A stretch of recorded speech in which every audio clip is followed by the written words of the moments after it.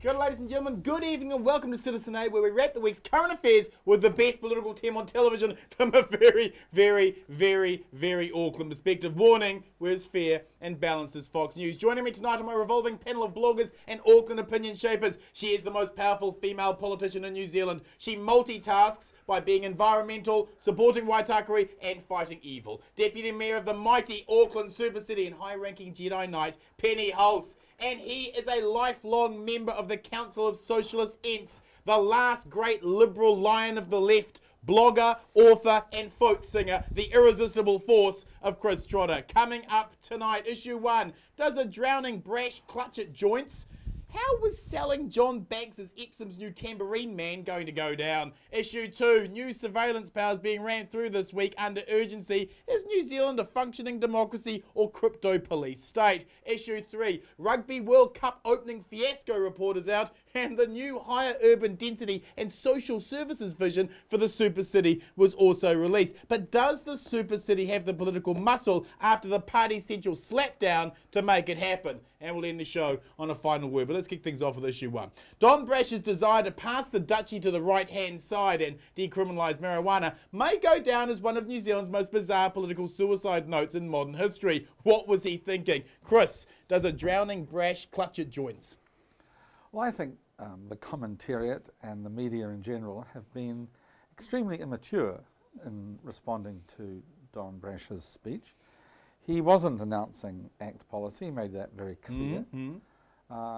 He, I thought, gave an opening to any politician with a real concern about the number of New Zealanders who fall foul of the laws against using and possessing cannabis. But of course everyone just piled onto him. They seemed to think that this was a particularly stupid thing to do. I'm not sure that it was all that stupid, because Don Brash, I think in his person, actually encapsulates a great deal of what ACT is about. The first time I met Don Brash was when he invited me to lunch so that I could lend my support to a petition for a pardon for Peter Ellis. Now, this is not the sort of Don Brash that people generally paint. They see him as a sort of red and tooth and claw conservative, which he isn't. What Don Brash has is a very bad case of neoliberal theology, but he is otherwise a reasonably thoughtful and liberal person. Now, you know, the essence of ACT, it's always seemed to me, was that it was socially liberal, but it retained a very strong, thanks to Roger Douglas, neoliberal economic thread running through its policies.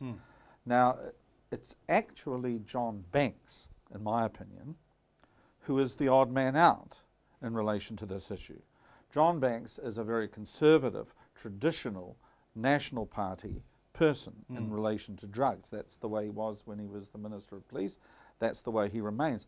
I see him very much more as the cuckoo in ACT's nest than Don Brash. I think Don Brash has opinions which make him more or less ideal as for a party, though, that has certainly flirted with the reactionary redneck of New Zealand, it was an odd position to take, wasn't it? Absolutely. I mean, this is David Garrett's Now, one of the things that happened to ACT was Richard Prebble.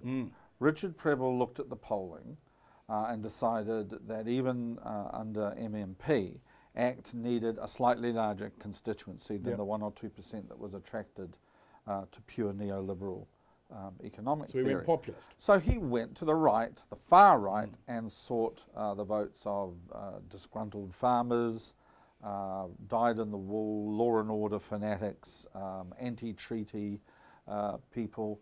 And yes, he built ACT up to 5-7%. Now, you know, I think Don Brash wants to ditch all that. I mean, the problem with having that sort of clientele was no one wants to play in the sandpit. Well, no. Well, it was demonstrated by the chap who went and stole the baby's identity. You know, I mean, I think that was really when the rot set in for ACT. So Don Brash, I think, is trying to, you know, signal to traditional, if there is such a thing, ACT voters that he is of the faith. He is not one of these mad right-wing populists. Yes, Like he's John Banks. like John Banks, or to a lesser extent Winston Peters. He is a neoliberal, yes, but he's also a social liberal. Penny, let's be clear. The points Don raised are valid. Marijuana prohibition laws cost a fortune with very little result for a drug far less damaging than tobacco or alcohol. Why can't marijuana prohibition be debated?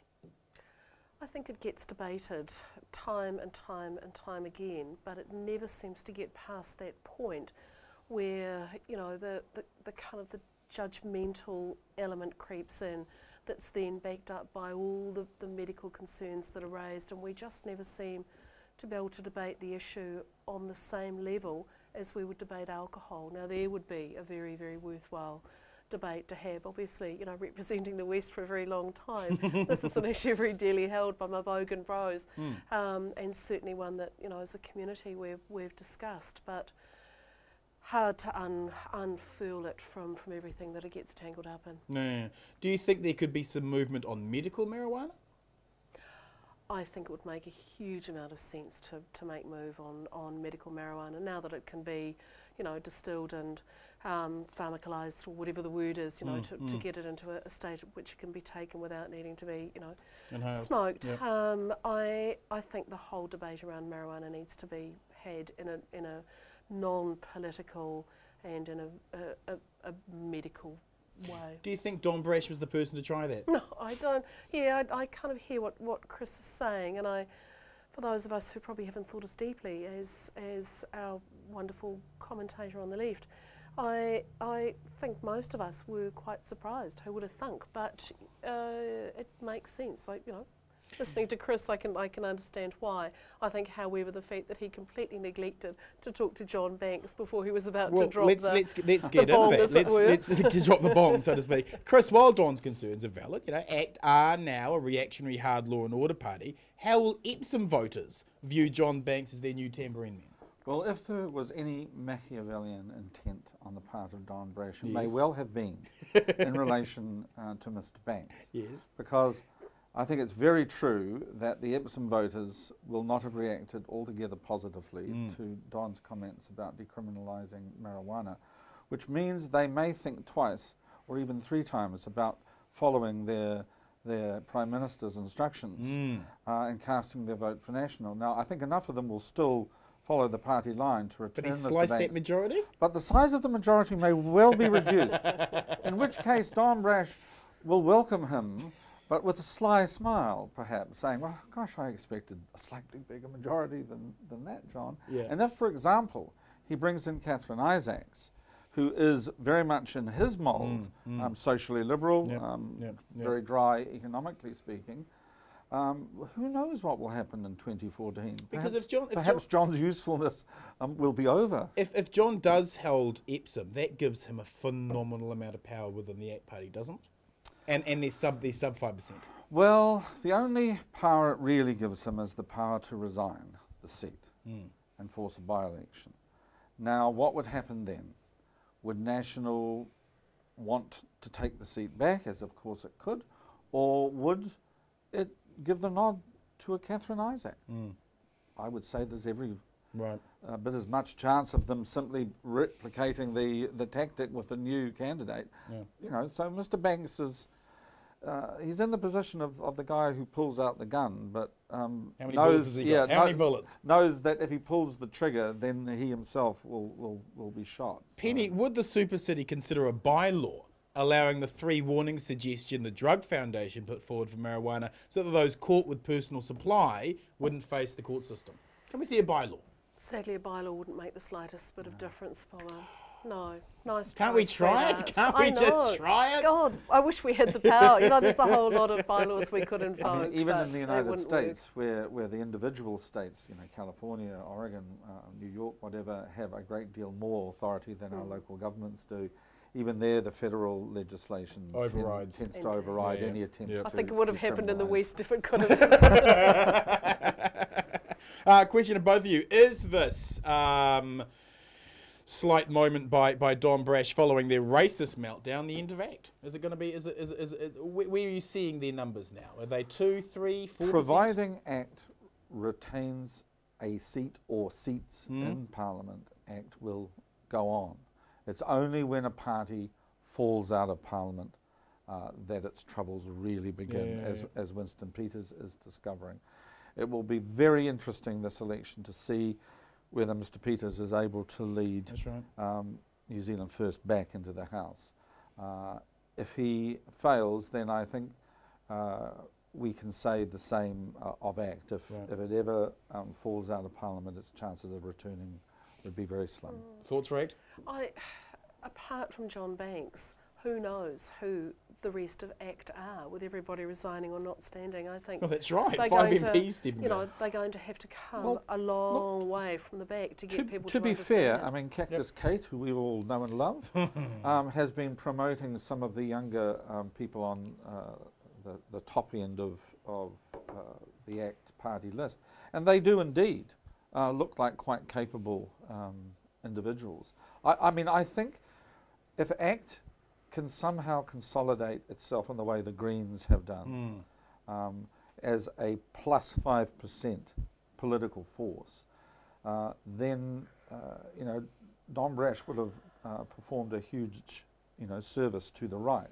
And I think the only way they can do that is by attracting a younger voter, and the only way they can do that is by precisely putting forward that social liberal, neoliberal combination. I don't know if they've got time. Well, yeah. Thank you, panel. Moving on to issue 2. So the reaction by the government to the Supreme Court ruling on police illegally spying on private property is to ram the legislation through with the pretense of a select committee. Is New Zealand a functioning democracy or a crypto police state? Chris, Sir Geoffrey Palmer called overturning the Supreme Court ruling today a constitutional perversion, while every single legal academic in the country have savaged this process. If Helen Clark had tried this on, the media would be screaming for blood. How does John Key get away with it? He gets away with it for the very reason that Sir Geoffrey himself suggested that the executive enjoys these powers in New Zealand in one of his books or papers or journal articles. He said that New Zealanders have a very particular definition of the rule of law, which has far more to do with the actions and the reactions of the elected parliament than it does with appointed judges even in a Supreme Court. And he said that those, you know, who look to an indigenous Supreme Court as some sort of panacea are likely to be severely disappointed, because New Zealanders recognise only one Supreme Court, and that is Parliament. And if unelected judges, who are after all simply lawyers with wigs, start messing around with what New Zealanders see as the popular will, then they will slap those judges down very quickly. New Zealand is almost unique, I think, among the developed countries of the world in having no written constitution. Its Supreme Court cannot overturn legislation. Right. It has no upper house. It has only a unicameral parliament. Its Bill of Rights is not entrenched law. And so that parliament is the only game in town. And that makes us what I think the political scientists would actually call a parliamentary republic, very much along the lines of Oliver Cromwell's Commonwealth back in the 17th century. A very radical attitude. Penny, these powers to break into private property and plant spy cameras are not limited to the police. Once enacted, they're available to every state agency that has enforcement responsibilities. That means that Inland Revenue, the Meat Board, Overseas Investment Office, Accident Compensation Corporation, Environmental Risk Management Authority, Ministry of Agriculture and Fishery, and the Pork Industry Board can all break into our homes and plant spy cameras. Why does the Pork Board need those kind of powers? In my fridge there is some very dodgy pork dishes from time to time. But it is, I mean, this is just a symptom of this rushed legislation, and any rushed legislation is bad legislation. I mean, it's a good thing that it's going to this sort of minor and truncated select committee process, but, you know, the community is still catching up with why on earth there's the critical need to have this happen in the time frame that it needs to happen. We understand the need for surveillance and for the police to go through the right channels to achieve the means to do it well. But, you know, to the real community out there, this just seems rushed, unnecessary, far-reaching, and, you know, portions of it are, quite frankly, bizarre. Chris, the police were warned in 2007 that they didn't have the power to break into people's homes and plant spy cameras, yet they did it anyway. If you or I break the law, there are ramifications. Apparently the police can have the entire law changed retrospectively to make their illegal spying legal. Do the police have too much power in New Zealand? Well, they have as much power as they're allowed, and I think you've got to ask yourself this question before you ask the way you asked me, in a sense. That is, why would a government risk this if it wasn't perfectly certain that it enjoyed the overwhelming support of New Zealanders? John Key has made it very clear that the police have asked him to do this. I think most New Zealanders are of the view that if the police need powers, then the police shall be given powers. I think the government's behaviour is inexplicable otherwise.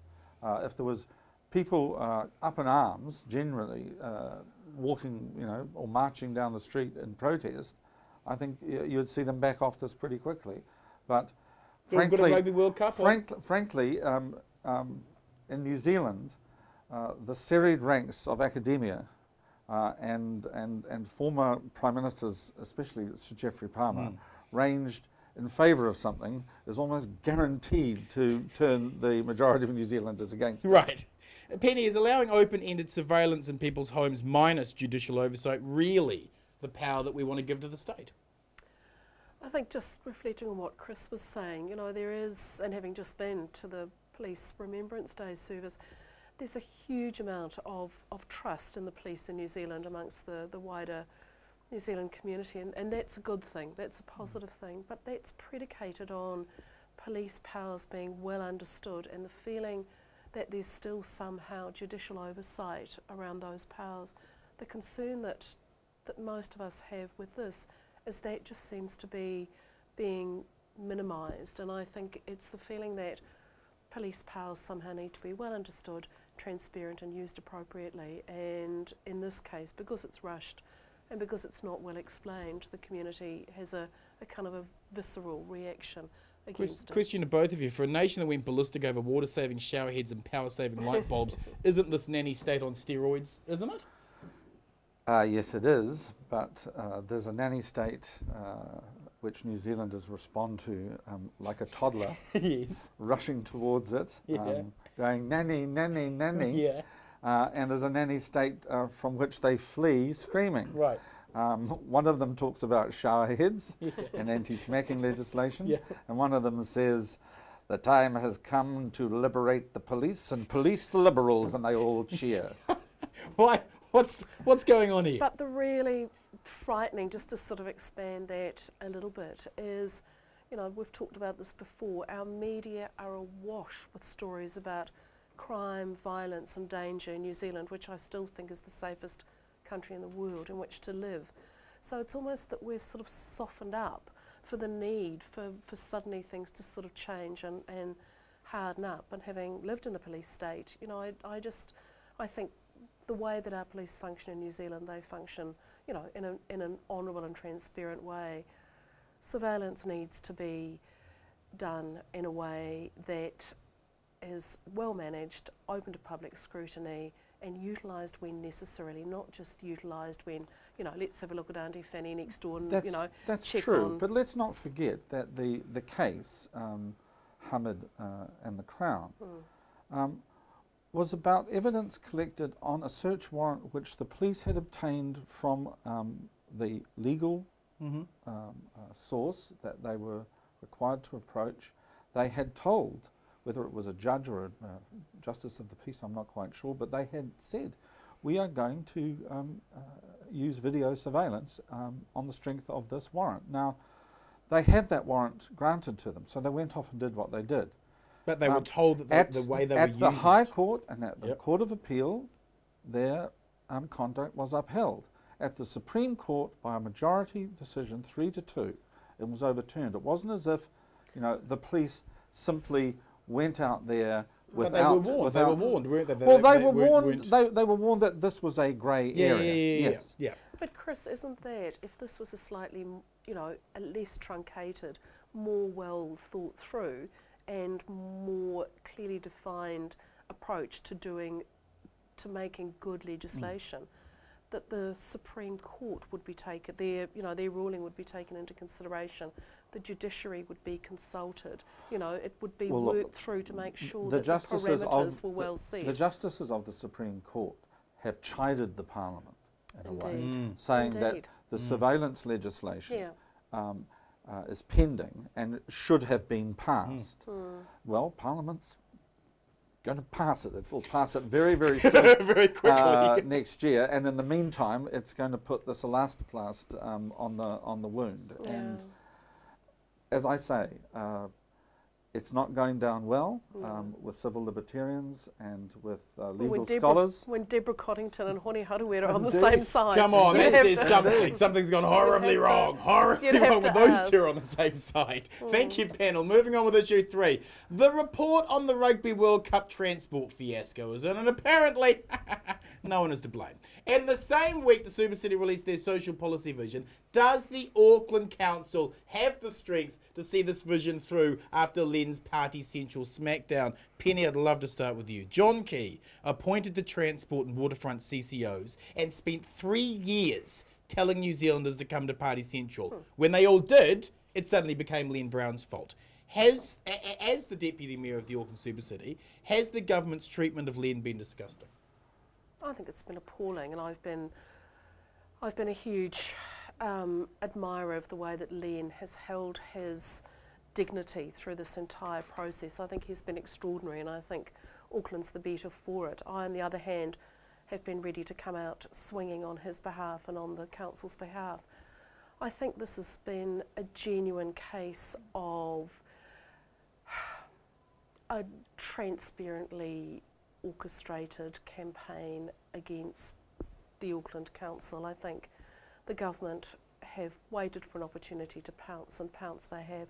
I think Murray McCulley's behaved badly. I think organising a stand-up media conference down on the cloud without telling us that it was going to happen was appalling. And I think the reaction by Aucklanders has been amazing. They've seen it for what it is, and the reaction that we've had as a council has been one of tremendous support. I certainly think the government may well see that. I would hope that they would take that on board, and if anything, we're strengthened from it. Chris, the Super City's ambitious new Southern Initiative released in the strategic plan would see 100 new early childhood centres across South and West Auckland by 2020, ensuring that every young person leaves school with a plan for further education or work, new housing amenity, and improving public transport services within a year. After the government's Rugby World Cup slapdown, does the Super City have the political muscle? No. I mean, let's just speak brutally honestly here. The wrong people got elected. As far as the National Party is concerned. Sorry about that. The National Party. Sorry for that. The National Party set up the Super City to be a rubber stamp for a whole series of appointed, extremely powerful commercial organisations. Yep. The Super City Council now finds itself surrounded by these so-called council-controlled organisations. Ridiculously named, yes. But they are in fact business-controlled organisations. It finds itself at odds with Wellington. It finds Wellington in possession for most of the time of the key Auckland media, particularly the Herald, which more often than not backs Wellington all the time than the Auckland Super City Council. The poor old local boards are utterly powerless. The legislation has given them virtually nothing to do, and they are doing nothing. And so the Auckland City Council, while it persists in challenging Wellington, can expect more of the same, in my opinion. If the people of Auckland are bloody-minded enough to elect the wrong people a second time, I'm not quite sure what the government is going to do. Question to both of you. If the government is so quick to shoot down the denser urban population idea and the rail loop and anything else the Super City suggests, why bother having a Super City? Why? You know, Chris is right. Yeah, we're an irritation, I think, to Wellington. the thing is that we are working with 21st century ideas, you know, public transport, who'd have thought, you know, urban containment, who would have thought, good urban design, who would have thought. We will persist, and, you know, if the government have any sense, and finally after the election, you know, screw their ears back on and listen, I think we can work through some of this together. The reality is we're accountable to the people of Auckland, and that's what we're interested in. We're not prepared to play politics. And Len won by a huge majority. Len won by a landslide. So we'll keep doing what we do, because it's fundamentally the right thing to do. Wellington can choose to join us, but I think they need to be aware that there's a groundswell of support. Aucklanders love Auckland, and we're passionate for Auckland, and we're passionate to make it work. I think you ignore Auckland at your peril as a political party, don't you? Well, yes, if the polls start moving against the government, and it's clearly the result of something that they have done to the super city, then I think we'll see a backing off in very quick time. However, I think there's another brutally honest thing to say about cities, New Zealand cities and cities anywhere for that matter. They have to grow and they have to change. In other words, buildings have to come down and buildings have to go up. What this really means is that cities are about developers, property developers, and construction companies, and all the things that go with those. And city councils historically have been the enablers of property developer and construction companies. Yep. Certainly Auckland has been the enabler of, motorway construction. Certainly. And far-flung subdivisions. The property developers do not like the closed borders of Auckland. They want them to be thrown open so that they can indulge in the same sort of urban sprawl development that made them wealthy for the last 100 or so years. Sure. So once again, there is a bit of tension, shall we say, a looming conflict between that part of city life and the part of city life which Len Brown and his council represents, or at least a majority of his council represents, democratically elected, which is about turning cities into places that are good to live in. You know, it's going to be interesting to watch these two forces butt up against each other. Let's wrap the show with a last word. Penny, your final word this week is? A simple one. Having spent the last 2 weeks in Queen Street enjoying finally a truly cosmopolitan city, people wearing flags, people celebrating, our French playing piano accordions in Queen Street, it's hard not to feel hopeful for the future of Auckland. And hearing what Chris says, yes, there's going to be butting up against central government, you know, God, take that picture out of my head, but I think the future for us does feel helpful. On a warm spring day, it's got to be better than old-fashioned politics. Auckland's better than that. Amen. Your final word this week, Chris? Well, I'm going to thank whoever's responsible for releasing at least some of the detail, the evidence that was brought to bear against the people who face trial over what happened in the Uraweras. I think now the moral duty of those who were basically freed from this bogey, the ones who had the charges against them dropped, now owe the rest of the country one very simple piece of information. What the were you doing in the Uraweras?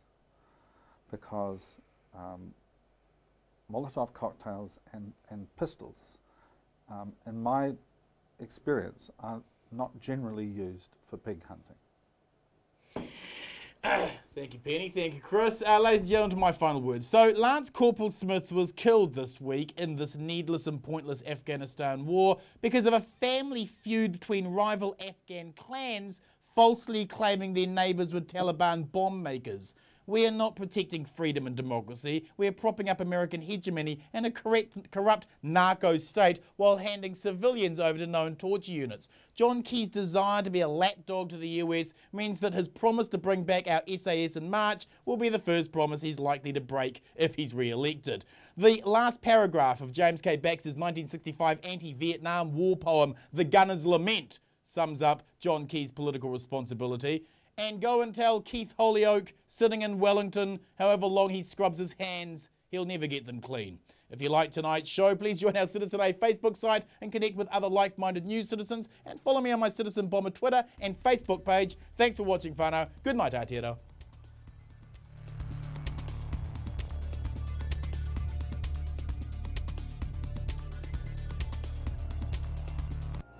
Supporting local content.